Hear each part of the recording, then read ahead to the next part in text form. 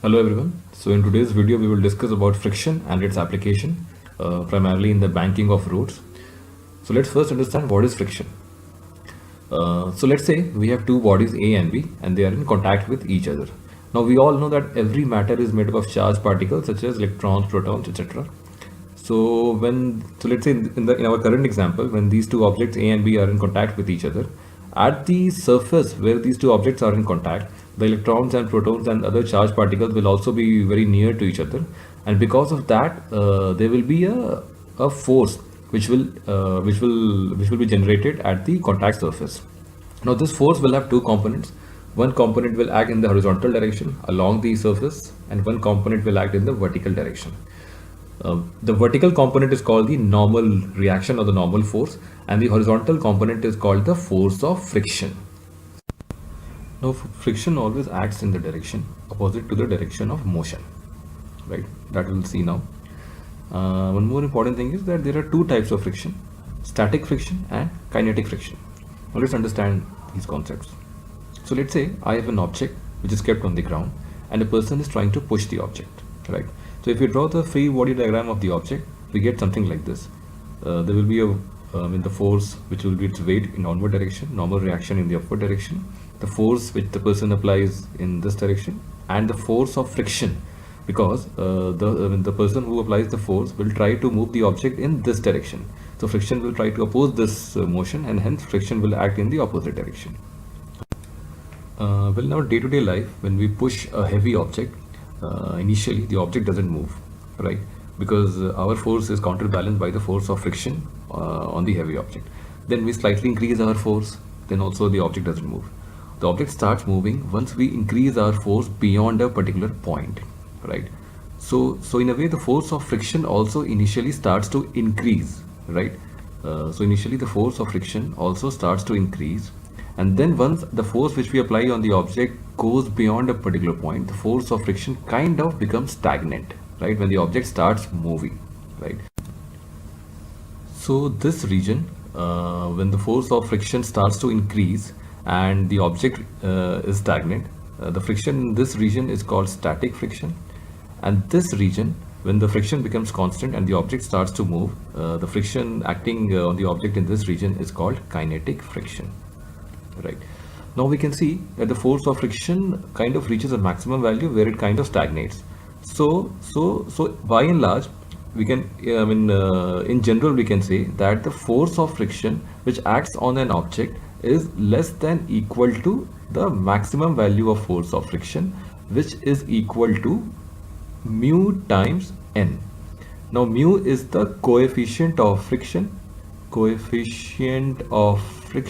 and n is the normal reaction on the object. Now this relation has been empirically driven.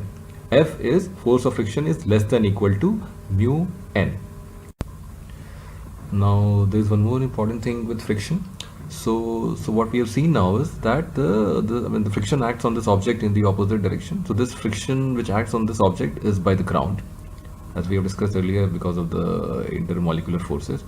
By Newton's third law, the ground also experiences a force of friction by this object. However, the direction of the force of friction which the ground experiences is opposite to the direction of force of friction which this object experiences. However, the magnitude remains same. So the ground will experience the force of friction of magnitude F in this direction. This is important. Now let's extend our understanding of friction to a very practical example of banking of roads. So if you would have observed any expressway or highway, then you would have observed that along a turn, the expressway or the highway, the surface of the expressway of the highway is not horizontal. It's slightly inclined, as we can see in this diagram. So this is I think a Formula 1 circuit. So along a turn, you can see the surface of the circuit is not horizontal, it's slightly inclined. So this inclination is called banking. Now we'll understand why along a turn the surface of the highway or expressway or any road is slightly inclined. So let's say we have a circular path, and along the circular path a car is moving with a constant velocity of v. And let's assume that the circular road is not banked. There is no banking, it's not inclined, the surface is horizontal. Now let's understand this, analyze the motion of the car in this case. So when the car is moving the circular path at a constant velocity v, and we are, of course, we are observing the car from the ground. The ground is our frame of reference. Then in that case, if we draw the free body diagram of the car, then what we will get? We will get one force W, which will be the weight of the car, which will act in the vertically downward direction. There will be normal reaction on the car from the ground. It will be in the vertically upward direction. And since the car is moving along a circular path and we are observing the car from the ground, so the car will have centripetal acceleration, not centrifugal, centripetal, because we are observing the car from the ground. So if you have any doubt in centripetal and centrifugal, then please refer my video on circular motion, the theory. Okay, so the car will have centripetal acceleration towards the center of the circular path.